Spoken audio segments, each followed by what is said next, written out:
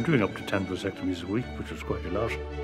And we were the only show in town, and we're coming from Donegal to Kerry and all over Ireland. They were coming in a little bit incognito. There were always afraid that there'd be somebody there who might recognise them.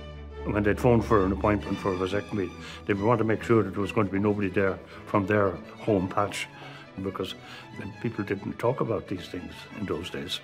Nowadays, it's completely different, of course. It's nothing for me to meet somebody at a party or something and say, yes, you're the doctor to the vasectomy. And he'd be telling everybody in the room. He'd be delighted with himself.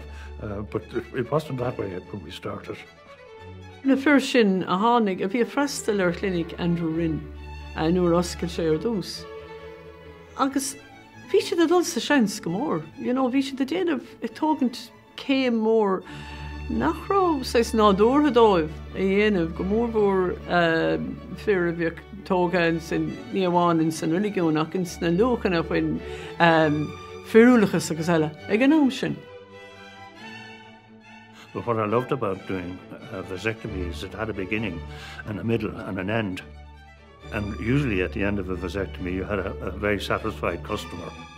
A, he was relieved that the whole thing was over, and B, he had managed to put an end to his fertility and to his worries about having any more children.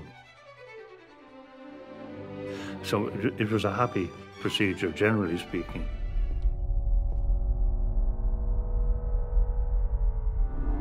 The date was July the 12th, 1990.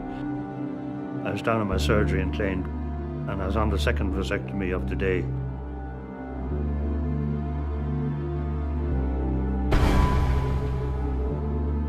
The door burst open, and this man came in with a rifle up to his shoulder. A rifle has a little screw going down the length of the barrel, and you can look down that. And I could look down the barrel of the rifle, I could see this, and the rifle was moving up and down as the gunman was breathing.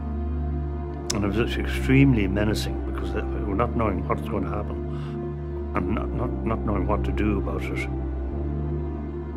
I was actually roaring at one stage, roaring in fear. I didn't want to be roaring, but my body was doing things that I wasn't quite in control of. That's probably as close as I'll ever get to death.